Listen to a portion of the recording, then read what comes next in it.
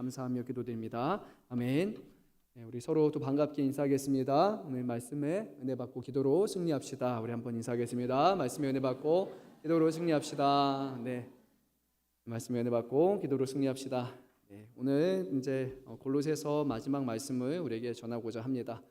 골로새서 첫 시간에도 말씀드렸지만 골로새 교회는 상당히 신생 교회라고 할 수 있습니다. 잘 정비된 그런 교회가 아니었고 사도 바울이 거기서 교회를 든든히 세우고 또 모든 것을 지켜본 것이 아니라 정말로 한 것이 어떻게 보면 하나도 없고 짧은 시간에 복음 전했을 뿐인데 하나님은 그 가운데서도 교회를 세우시고 믿음을 굳건히 세우심을 보게 됩니다. 또 사도 바울은 하나님 앞에 감사하는 마음으로 이 교회가 믿음 가운데 세워지고 있다는 것을 너무 기뻐하고, 그리고 이 교회가 정말로 하나님 앞에 칭찬받는 교회요, 많은 교회에게 선한 본보기가 되기 위해서 그들을 격려하는 마음으로 이 말씀을 우리에게 주시는 거죠. 하나님께서는 사도 바울을 통해서 기록된 이 하나의 서신서지만 그 서신서 안에 담겨있는 하나님의 마음이 담겨있고, 하나님은 이것을 기뻐하셔서 우리를 위한 성경으로 하나님의 말씀으로 인정해 주신 것, 얼마나 놀라운지 모르겠습니다. 하나님은 우리와 소통 불가하신 분이 아니라, 하고 싶은 말만 하시는 분이 아니라 우리의 삶 가운데 일어나는 다양한 일 또한 하나하나 인정하시고 또 그 가운데 하나님의 뜻을 전해 주신다는 것을 우리가 생각해 보게 됩니다. 오늘까지 또 골로새서 말씀을 나누고 계속 우리가 오후 시간에 서신서 말씀의 위주로 나눴었는데 최근 이제 한 주간 좀 시간을 많이 보내면서 제 마음 가운데 복음서의 말씀을 조금 더 전하고 싶다라는 생각, 여러분에게 전하는 거가 목적이 아니라 저도 복음서를 더 다시 보고 싶다라는 생각이 좀 많았던 것 같아요. 죄송해요, 좀 이기적인 것 같긴 한데 예수님의 이름을 더 많이 얘기하고 싶고 또 예수님의 복음을 더 전했으면 좋겠다. 그래서 우리가 서신서를 상당히 오래 많이 봤잖아요. 그래서 한번 다시 복음서를 좀 더 나눠보는 시간으로 우리 오후를 나누도록 하겠습니다. 그래서 조금 강해처럼 강론으로 갈 것 같아요. 그 구분을 나눠가지고 예수님의 말씀이니까 우리가 아주 좀 고민하면서 그 말씀을 새기는 시간, 그렇게 저도 좀 기도하면서 준비하도록 하겠습니다.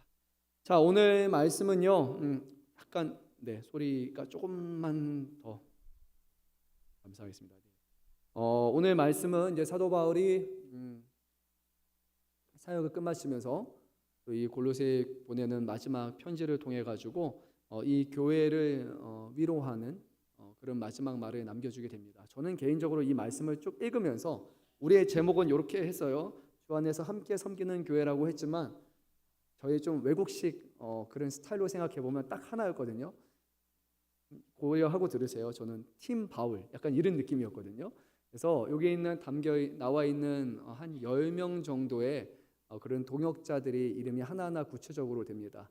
사도 바울과 함께 일하고 있는, 협력하는 관계 속에 있는 그런 사람들의 이름을 다 열거하면서 사도 바울은 지금 이 골로새 교회가 혼자가 아니라 지금 우리 모두가 한 마음으로 이 교회와 그 사역을 위해서 부르심 받고 쓰임을 받고 있다는 것을 오늘 우리에게 전해주는 것 같습니다. 그래서 말씀을 시작하면서 우리가 그런 생각을 꼭 가지면 좋을 것 같아요. 교회는 혼자 우리가 세워가는 것이 아니고, 그리고 나 혼자 내가 모든 짐을 감당하는 거 아니고 우리 모두가 함께 하는 교회라는 것을 꼭 기억했으면 좋겠습니다. 사도 바울은 그것을 오늘 말씀을 통해서 분명히 나눕니다. 그래서 골로새서 마지막 부분은 바울의 인사말이라고도 할 수 있지만 그냥 인사로 끝나는 것이 아니라 이 인사말 속에 복음으로 세워진 교회의 핵심 가치, 바로 함께라는 것을 우리에게 전하고 있습니다. 두기고, 오네시모, 마가, 누가, 에바브라, 이렇게 여러 이름들이 언급이 되는데 아는 사람도 있을 것이고 여러분 우리가 생소한 사람도 있을 것이고, 나름 저는 좀 이름을 정리하긴 했는데 과연 이름을 다 말하는 것이 맞을까? 그런 생각도 한편으로는 듭니다. 근데 여기서 중요한 것은 이 사람들이, 어떤 사람들은 사도 바울과 좀 불편한 관계에 있던 사람도 있고 어떤 사람들은 노예였던 사람도 있고, 그리고 사도 바울이 전하는 이 복음의 환경은 보통 이방 땅이었는데 거기는 유대여서 할례를 받은 유대인들도 있음을 보게 됩니다. 다양한 사람들, 다양한 환경에 있는 사람들이 결국 하나 되어서 하나님의 일을 이뤄간다는 것을 오늘 사도 바울을 통해서 우리에게 보여주는 것 같아요. 그래서요, 교회는요, 잘하는 사람들, 그리고 힘 있는 사람들, 지혜로운 사람들, 능력 있는 사람들, 모든 일들을 척척척척 다 해내는 사람들, 그리고 그런 사람들만으로 구성된 곳이 아니라 부족한 사람도 있고, 하지만 그 가운데 각자의 할 수 있는 것들을 하나하나 하나님 앞에 내려놓고 그 가운데 합력하여서 주님의 선을 이뤄가는 교회임을 우리가 다시 한번 보는 것 같아요. 그래서 이 말씀을 함께 나누면서 혹여라도 우리 교회 가운데 우리가 하는 일들이 무조건 잘해야지만 일을 할 수 있을 것 같고, 나는 특별히 잘하는 게 없는데 어떻게 하나님의 일을 합니까? 그렇게 겸손히 생각하는 분들이 있다면, 그게 아니라 모든 사람들을 통해서 하나님은 일을 이뤄가신다는 것을 기억하면서 주님 앞에 더욱더 쓰임 받았으면 좋겠고요. 그리고 또 일을 하다 보면 그렇잖아요. 잘 맞고 잘할 수 있는 사람이 있는가 하면 일을 잘 못하는 사람들이 또 있을 겁니다. 그것에 대해서 우리가 판단하기보다는 우리가 주 안에 생명의 공동체로 세워졌으니까 함께 하나 되어서 이 일을 감당해야 된다는 것을 다시 한번 우리가 되새기는 그런 시간을 가졌으면 좋겠어요. 제가 이 말씀을 보면서 제일 먼저 했던 게 뭐냐면 7절부터 18절까지 이제 헬라어로 가장 많이 반복되는 단어가 뭘까라는 그런 거를 먼저 한번 찾아봤어요. 그런데 여기서 가장 많이 쓰이는 단어가 두 개로 우리가 정리할 수 있을 것 같아요. 하나는 쓰인이라고 해가지고 이거는 함께라는 그런 의미가 있습니다. 뭐 동사는 아니에요. 하지만 함께하다라는 표현이 반복이 돼요. 함께 종이 된 자, 함께 갇힌 자, 또는 동역자라는 표현도 함께 일하는 사람, 그런 의미가 되거든요. 그래서 여기서 강조하는 게 함께라는 거가 돼요. 인간관계가 아니라 주 안에서 맺어진 복음의 동역관계 속에서 주 안에서 함께 섬기는 교회를 오늘 우리는 분명히 강조하고 있습니다. 그리고 오히려 더 많이 쓰여진 단어가 하나가 있는데 그 표현이 무엇인가 하니까 무난하다라는 표현이 가장 많이 쓰여졌습니다. 무려 6번이나 이 표현이 반복이 됩니다. 성경의 가장 마지막이잖아요. 그러니까 편지니까 어쩌면 하고 싶은 말들, 이거 해야 된다, 이것을 지켜야 된다라는 어떤 명령이나 당부를 말하기도 쉽고, 또는 이 사람들이 놓쳐서는 안 되는 어떤 핵심적인 교리를 딱 얘기하면서 다 잊어도 괜찮은데 이것만큼은 너희가 반드시 기억해라라고 그런 말을 남길 수도 있는데, 오히려 사도 바울을 통해서 우리에게 전해주는 이 서신서의 말씀에는 무난하다라는 표현을 통해서 사랑의 인사로 끝이 나는 것을 보게 됩니다. 그래서요, 말씀을 시작하면서 또 한번 생각해 봤으면 좋겠어요. 우리가 서로 무난하고 있습니까? 바쁜 삶 속에서 오늘 우리가 각자가 아니라 예수의 이름으로 모인, 우리 청년 어제 예배 시간에는 제가 이 얘기했어요. 우리 금천양문교회 앞에 무슨 타이틀이 붙어 있는 줄 압니까? 라고 했는데 의외로 막 머뭇머뭇하더라고요. 근데 우리 교회 금천양문교회 앞에 하나가 있어요. 대한 예수교 장로회라고 했단 말이에요. 근데 우리 교회 안에 예수님이 없다면 장로회가 되는 거죠. 그렇죠? 대한 장로회. 그게 아니란 말이에요. 예수의 이름으로 모여서 또 예수님의 하나 된 사랑을 드러내는 공동체인데, 정말로 우리 안에 예수님께서 세우신 새 언약, 내가 너희를 사랑한 것 같이 너희도 서로 사랑하라라는 이 사랑이라는 것이 우리 안에 다시 한번 새겨져 있는지 그런 생각을 한번 가졌으면 좋겠어요. 오늘 오시면서 어떻게 주위에 있는 분들과 사랑의 인사를 나누셨습니까? 서로 무난하셨습니까?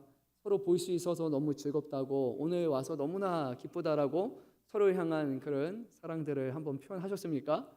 안 하신 것 같죠? 그래서 우리 다시 한번 우리 인사를 좀 하면 좋을 것 같아요. 오늘 이렇게 인사했으면 좋겠어요. 주 안에서 사랑합니다. 한번 이렇게 인사하겠습니다. 네, 주 안에서 사랑합니다. 주 안에서 사랑합니다. 네. 그리고 이런 말도 한번 할게요. 보고 싶었습니다. 한번 해볼까요? 보고 싶었습니다. 네, 보고 싶었습니다. 그렇죠? 네, 우리가 뭐 너무 막 은혜 받으세요, 막 뭐 말씀하지만 오히려 오늘 성경 말씀은 그거보다 무난하노라, 너희를 그런 사랑의 인사를 하는 것을 보게 돼요. 교회라고 해서 너무 종교적인 형식과 틀, 그런 용어에 우리가 사로잡힐 것이 아니라 우리 예수님이 이 땅에 오셔서 하신 게 사랑을 전해주신 것을 기억한다면 교회는 좀 그런 게 다시 좀 해야 되지 않나라는 생각을 합니다. 너무 딱딱하고 너무 교리적이고 너무 막 신학적이고 이런 것보다 사람들이 모여 사는 곳이니까 사람들이 할 수 있는 표현과 사랑을 우리가 전하는 게 조금 더 필요하지 않나 한번 생각해 봅니다. 자, 오늘 말씀을 조금 더 우리가 나눠보도록 할 텐데요. 제가 한번 좀 정리를 해봤습니다. 몇 명의 사람이 등장하는가?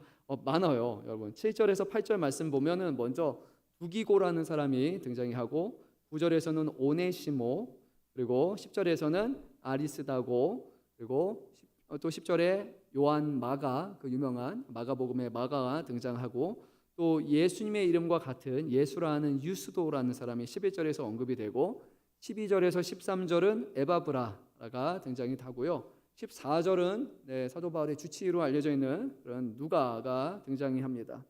그리고 또 14절에 데마라는 사람이 있는데, 데마는 나중에 디모데후서 4장 10절 말씀을 보게 되면 세상을 사랑하여 떠난 자라는 그런 이름으로 또 등장하게 돼요. 그런데 이때만 해도 아마 그는 신실한 사역자로 있었음을 보게 됩니다. 15절에서는 또 라우디아 교회에 있는 가정 예배 장소를 제공한 사람을 보이는데 눈바라고 하는 사람이 등장하고, 17절은 아키뽀라고 하고, 그리고 마지막에 자기 자신을 작은 자라 표현하면서 바울이라 등장하게 됩니다. 여러분 몇 명인 것 같습니까?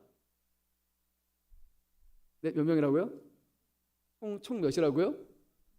11명. 그렇죠. 네, 11명. 바울까지 포함해서 11명입니다. 그래서 상당히 많은 사람이 등장하는 거예요. 근데 이 사람들이 바울의 제자가 아니라 바울과 한 팀을 이루는 그런 동역자로서 오늘 성경이 소개가 됩니다.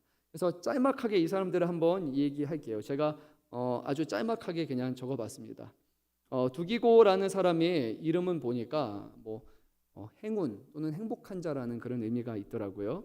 사도 바울의 아주 충실한 사역자고요. 에베소서, 그리고 디도서, 사도행전 특별히 20장 40절 말씀을 또 보게 되면 그와 함께하는 그런 사람으로 등장하게 됩니다. 사랑하는 형제, 주 안에서 신실한 일꾼이라는 표현으로 오늘 성경에서 언급이 되고, 바울의 편지를 전달하고 교회에 있는 어떤 형편들을 알렸던 그 사람이 바로 두기고입니다. 아마도 제일 먼저 등장했으니까 그 가장 일을 감당하는 사람인 것 같습니다. 오네시모는 아마 예전에 우리 이목 선교사님 오셔가지고 한번 설교하시면서 언급했던 그런 이름이기도 해요. 원래는 도망간 종이었습니다. 빌레몬서에 등장하는 그 사람이에요. 근데 회심 후에 바울에게서 귀한 형제로 변화되었고, 그 다음에 두기고와 함께 파송이 되어서 교회의 어떤 상태들을 서로 전달하는 그런 일을 맡았던 사람이 바로 이 오네시모입니다. 원래 어떤 사람이었다고요? 도망간 종이었던 사람입니다. 근데 이제는 주 안에서 한 형제가 되어서 사역을 감당하고 있습니다. 아리스다고라고 전해진 사람은 바울의 동역자이지만 오늘 말씀을 보니까 함께 갇힌 자라고 성경은 그렇게 말씀합니다.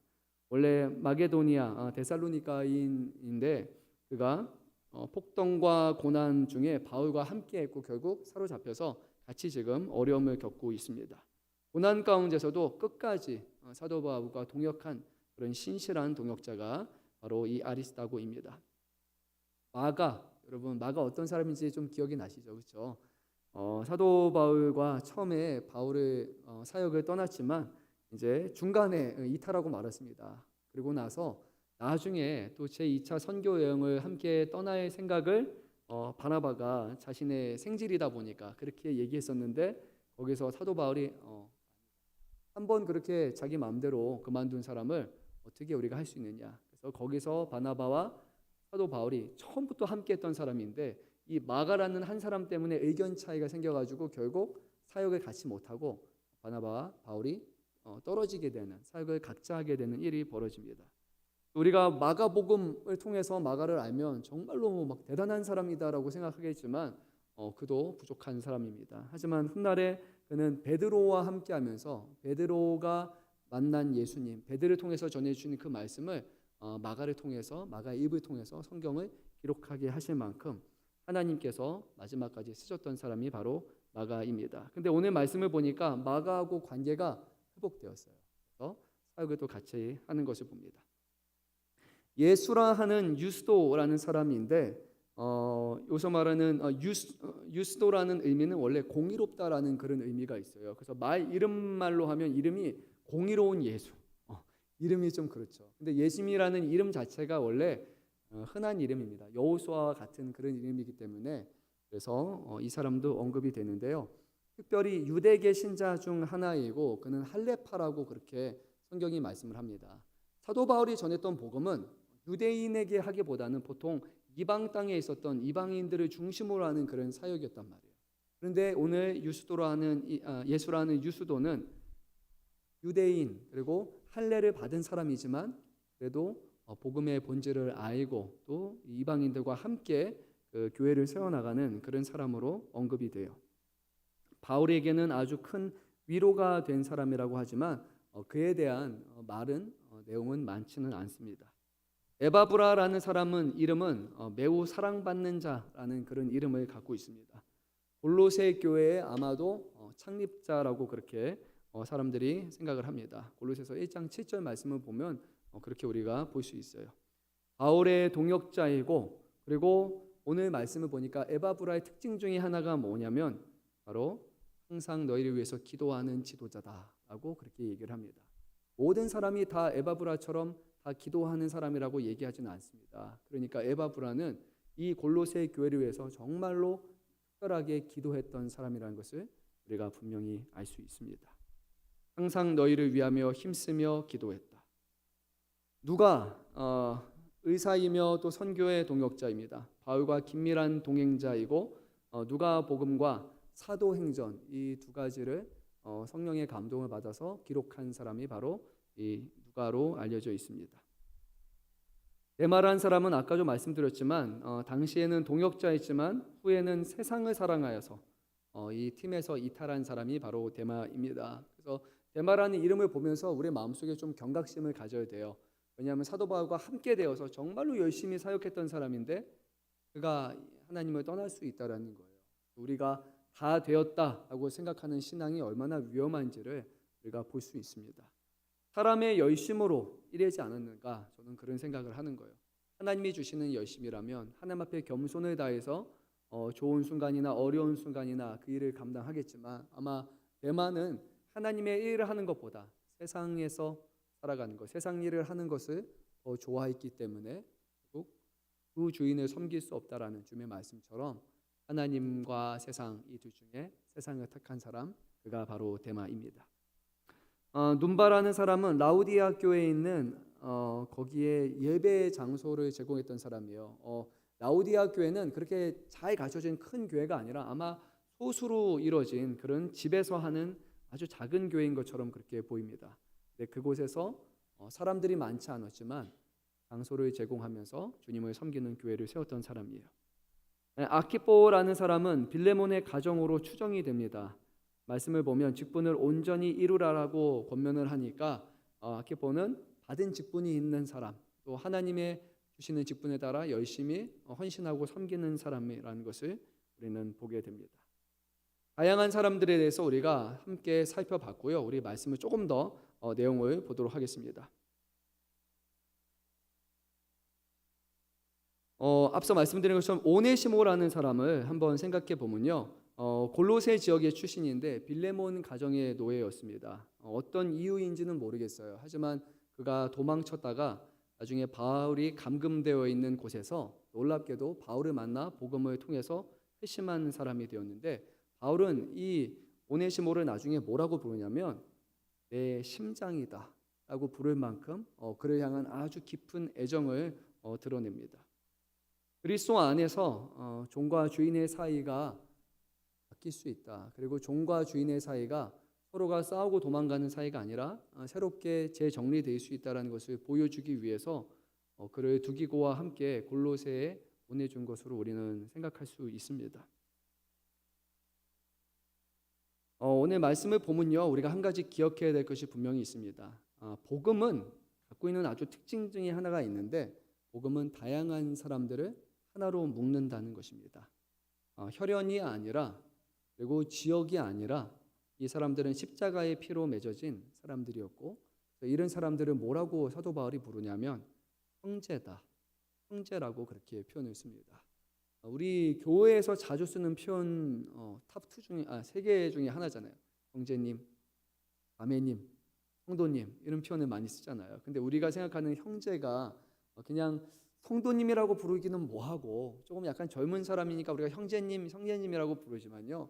성경에서 말하는 형제는 혈통적인 형제가 아니잖아요. 그런데 예수의 피로 하나 되었다라는 그런 의미를 상징하는 것이 바로 형제인 거예요.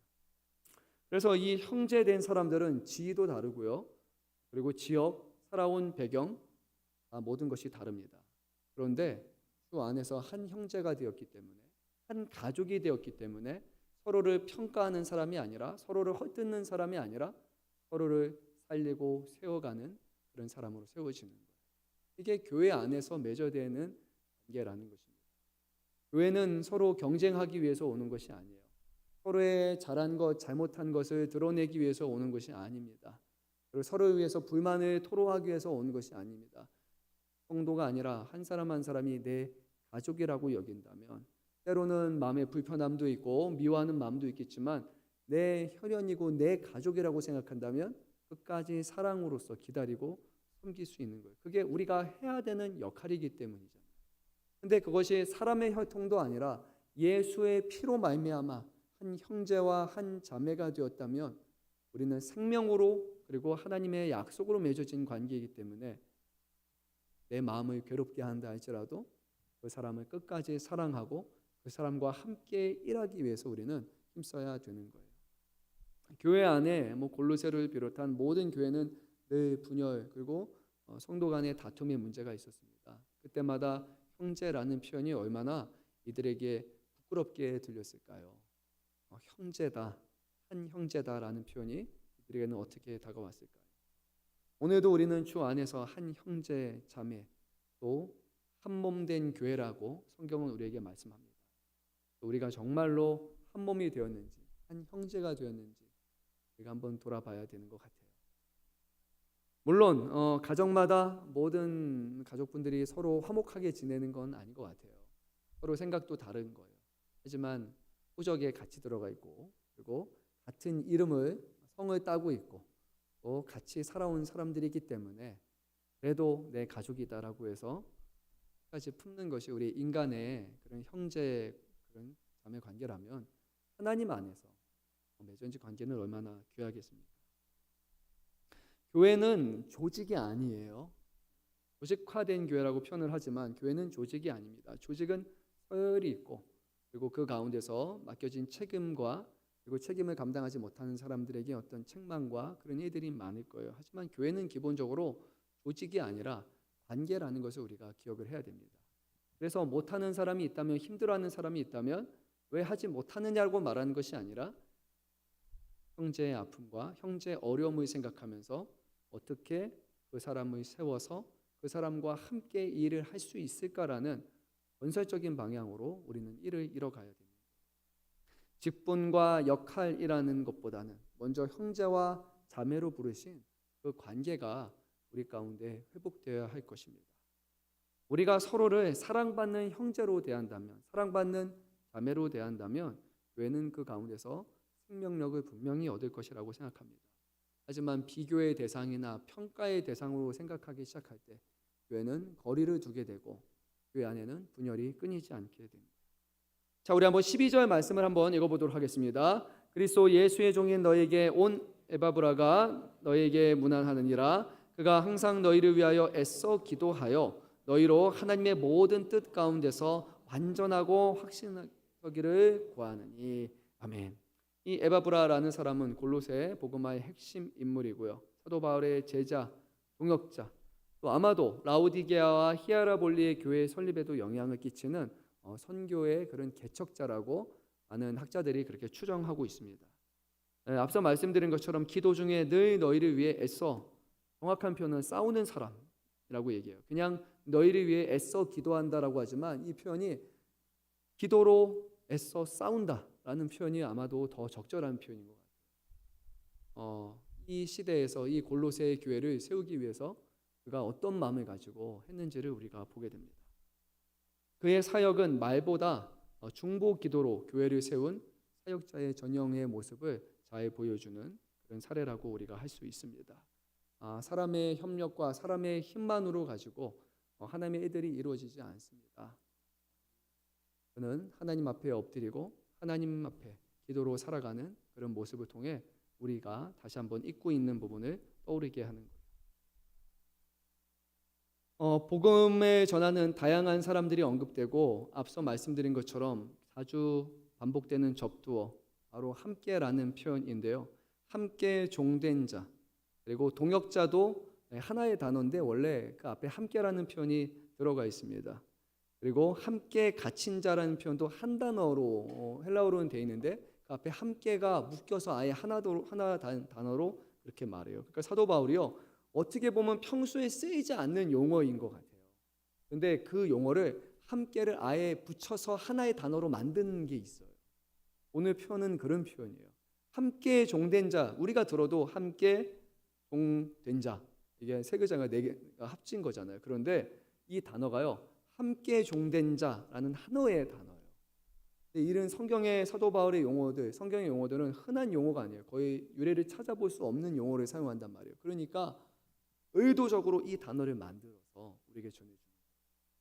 세상에서는 종된 자, 뭐 이런 것은 가능하지만 함께 종이 된다라는 표현은 쓰지 않는단 말이에요. 사도 바울은 하나님의 감동을 받아 이 말을 합니다.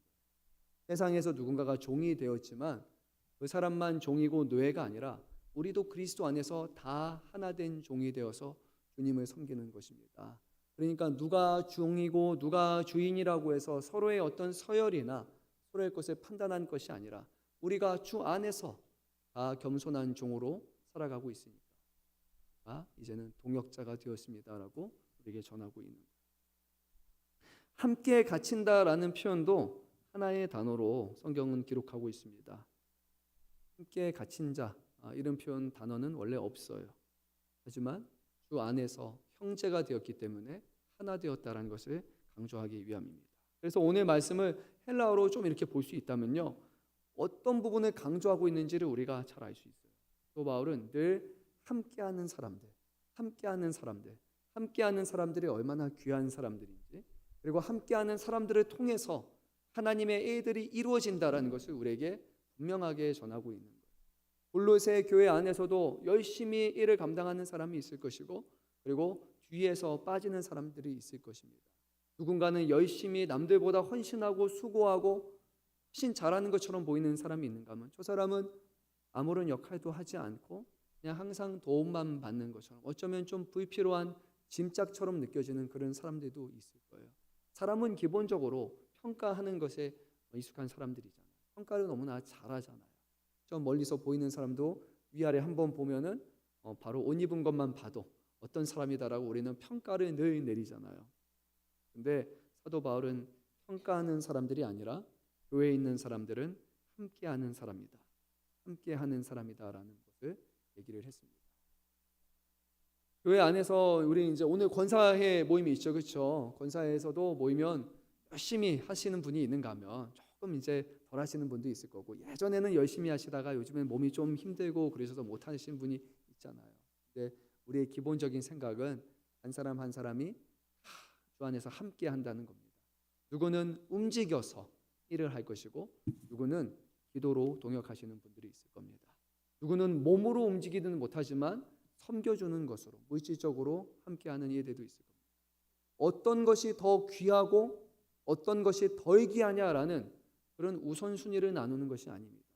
교회 안에서는 모든 일이 하나님의 기뻐하시는 가운데 이루어지는 것이기에 우리는 그 하나하나가 합력하여 선을 이루는 것이다 라고 서로가 칭찬하고 격려하는 것이 맞는 거예요. 교회 안에서 저와 같이 말씀을 전하는 사람이 있어서 전하는 사람들이 아주 귀한 사람이고 그리고 회중에 앉아서 여러분 말씀을 듣는 여러분 또 예배하는 여러분들이 덜 귀한 사람이냐?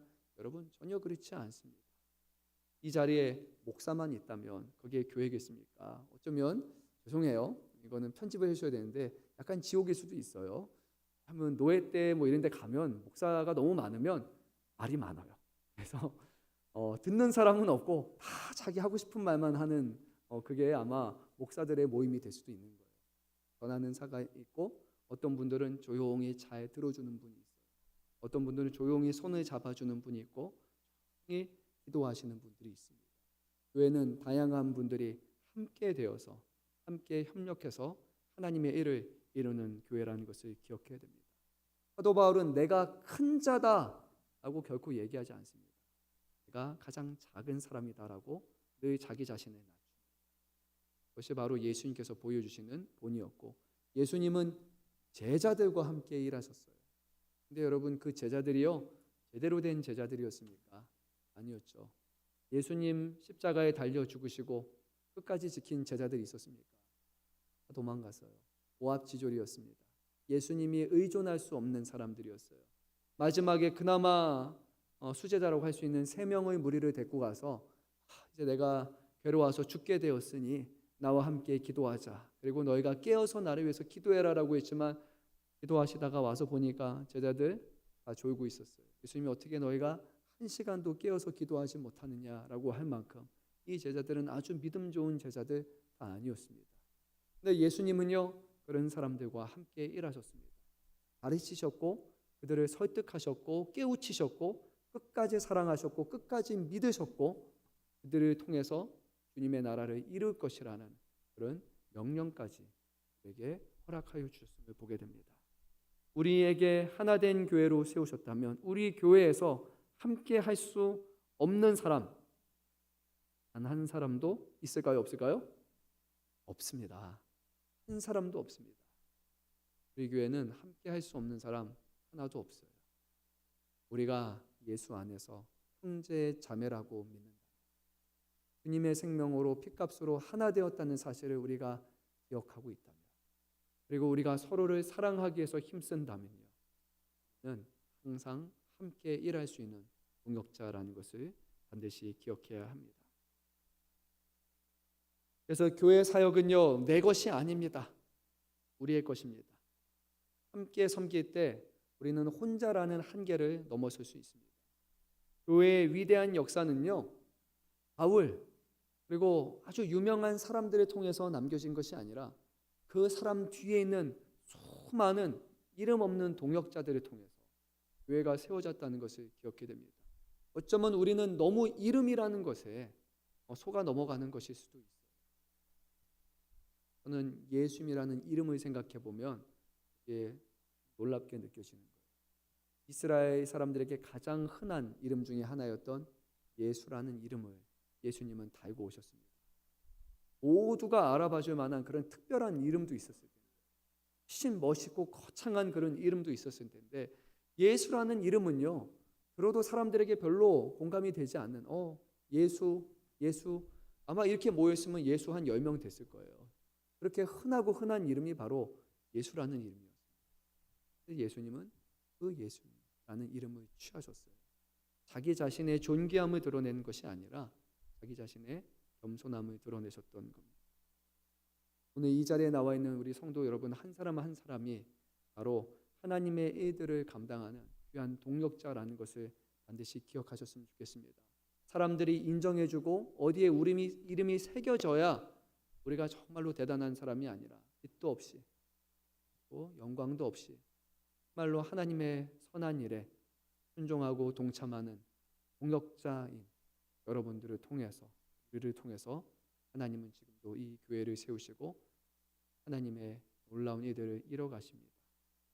어쩌면 우리 대한민국에서 우리 금천양문교회라는 이름은요, 그렇게 유명한 이름이 아닐 수도 있어요. 교단을 대표하는 그런 이름들이 있잖아요. 무슨 교회, 무슨 교회, 막 이런 교회 보면 와, 저 교회 다 알지. 그 교회 다 아는 교회예요. 그런데요, 그런 교회가 아니라 이름 모르는 교회들이 훨씬 더 많습니다. 그나마 저희 교회는 조금 사이즈가 있는 교회지만요, 시골에 있는 그런 교회들을 보면요, 할머니들 6분, 7분 같이 앉아가지고 드리는 그런 교회들이요, 어마어마하게 많습니다.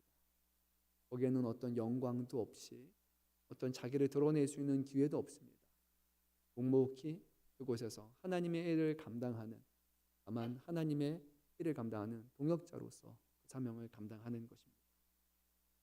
우리 주님은요, 놀랍게도 그 모든 것을 다 아십니다. 우리 마지막으로 한번 17절 말씀 같이 읽도록 하겠습니다. 아키뽀에게 이르기를 주 안에서 받은 직분을 삼가 이루라고 하라. 이 말씀을 전하면서 되새겨 보면서 말씀을 끝마치려고 합니다. 이 아키포라는 사람은요, 골로새서 4장 17절 그리고 빌레몬서 2절에만 언급이 되어 있고 빌레몬 가정 공동체 일원으로 포함이 되어 있습니다. 사도 바울과 함께 사역한 경험이 있었던 그런 인물이라고 우리는 추정할 수 있습니다. 바울이 아키포에게 주 안에서 받은 직분을 삼가 이루라라는 그런 표현을 사용을 합니다. 주시는 사명을 받았다, 기억하라라는 정도가 아니라 그 주시는 사명을, 그 직분을 우리가 이루어야 된다라는 권면으로 끝이 납니다. 사랑하는 성도 여러분, 우리도요 주님 앞에 받은, 주의 이름으로 받은 직분이 있습니다. 목사로, 장로로, 권사로, 집사로, 그리고 모두가 다 성도라는 그런 직분을 받았습니다. 이 직분을 받은 것으로 끝이 난 것이 아니라 이루라 또는 완수하라라는 그런 표현을 우리는 기억해야 됩니다. 어쩌면 우리 교회 안에 있는 분들 중에 가장 기뻤던 순간은 직분을 받은 순간일 수도 있을 것 같아요. 우리 장로님들 장로 창립되실 때 얼마나 기쁘고 영광스러운 시간이에요. 특히나 한국교회 장로님이 된다는 것은 가문의 영광이라고 할 수 있는 그런 시간이잖아요. 그래서 장로님 되신 게 얼마나 기쁩니까? 목회자도 저도 목사가 된 그 순간 너무 귀하고 감사한 그런 시간인 거예요. 우리 권사님들도 교회 안에서 같이 기뻐하고 같이 하나님이 또 이 직분을 세우셨다 해서 같이 우리 하나님께 영광 돌리고 또 기념하는 그런 시간들이 있잖아요. 근데 직분을 받은 이유는 직분을 통해 하나님의 일을 감당하기 위함입니다. 직분은 받는 것이 끝이 아니라 받는 것이 시작이라는 것을 우리가 기억을 해야 돼요. 오늘 사도 바울은 받았다라고 말한 게 아니라 그것을 완수하라라는 표현으로서 삼가 행하라고 우리에게 말씀합니다.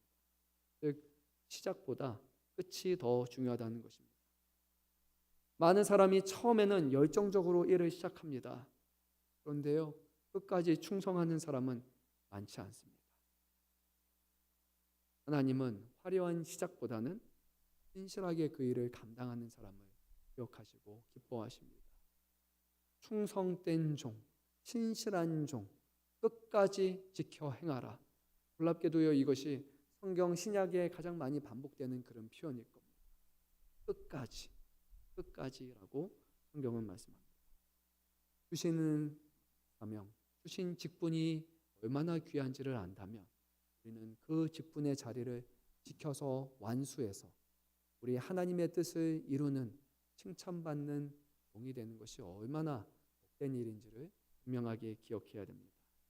저부터 시작해서요, 사랑하는 성도 여러분, 우리에게 주시는 그 직분, 우리에게 사명, 그것을 끝까지 완수하시기를 바랍니다. 미국을 보면 그런 게 많잖아요. 미국에 대한 일반적인 평가가 대학에 들어가는 것보다 대학에 졸업하는 게 어렵다 하는 것이 미국의 일반적인 평가입니다. 한국에서는 어디 들어갔다, 어디 들어갔다 이게 크지만 외국에서는 들어가고 중도 하찮은 사람들이 상당히 많단 말이에요. 목사가 되었는데 목사로 끝마치지 못하고 중간에 떠나는 사람들도 있고, 장로로 귀하게 세움을 받았는데 그 교회를 떠나는 장로님들이요 생각보다 많습니다. 권사로 세움을 받았는데 우리 교회가 아니라 또 다른 교회를 떠나는 분이 많습니다. 우리 잘 알잖아요. 목사라는 직분, 그리고 장로라는 직분, 권사, 집사라는 직분은요 그 교회를 세우기 위해서, 그 교회에 충성되게 섬기기 위해서 주시는 직분이라는 거예요. 오늘날 우리의 사회는요 수평 이동하는 것 너무 쉽게 생각합니다.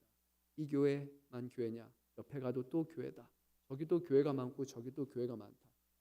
어쩌면 오늘 우리 시대는 내가 교회를 정할 수 있는 것처럼 내 입맛에 맞춰서 나하고 가장 호흡이 잘 맞고 찰떡궁합인 교회를 내가 찾아서 간다라고 교회조차도 어쩌면 소비하는 곳인 것처럼 우리가 여기는 경향이 있는 거예요. 그런 것이 아닙니다. 교회는 소비하는 곳이 아니라 교회는 우리가 섬기는 곳이에요. 사명을 맡은 곳입니다. 이 교회에서 여러분들이 직분을 받으셨다면 우리가 평생에 해야 되는 기도는 하나님, 마지막까지 금천양문교에서 나에게 주시는 직분을 감당하기 원합니다. 이곳에 하나님이 뜻이 계셔서 나에게 직분을 주셨다면 내가 끝까지 완수할 수 있기를 바랍니다. 하나님 앞에 우리는 그 기도를 감당해야 하는 것입니다. 사랑하는 성도 여러분, 오늘 말씀을 끝마칩니다. 사도 바울은 감옥에서도 이렇게 말씀하며 끝을 냅니다. 나의 매임을 기억하라. 그러면서 마지막도 은혜로 끝을 맞게 됩니다. 즉 우리의 충성도요, 우리의 힘으로만 가능한 것이 아니라 결국 은혜로 가능하다는 것을 그는 전하고 있는 겁니다. 내가 감옥에 갇혔는데 나 대단한 사람이지 않아? 나 감옥에 갇혔는데 여기서도 나는 귀한 일을 감당하고 있어. 그게 아니라 사도 바울은 이렇게 말했어요. 내가 매인 것을 생각하라. 은혜가 너에게 있을지. 그것이 자기에게도 은혜고 또 이것이 교회에게도 은혜라는 것입니다. 주시는 직분과 사명, 그 일을 감당하면서 당하는 수많은 어려움과 고난까지도요, 놀랍게 사도 바울은 그것을 하나님의 은혜라고 우리에게 말씀하고 있습니다. 교회는 은혜로 시작해서 은혜로 완성되는 공동체입니다. 주시는 사역, 여러분 부담 주기 위한 것 결코 아닙니다. 그것은 하나님의 은혜의 통로라는 것을 여러분 기억하셨으면 좋겠습니다. 끝까지 맡은 자리에서 주님께 충성하시는 저와 여러분 되시기를 간절히 소망합니다. 우리 함께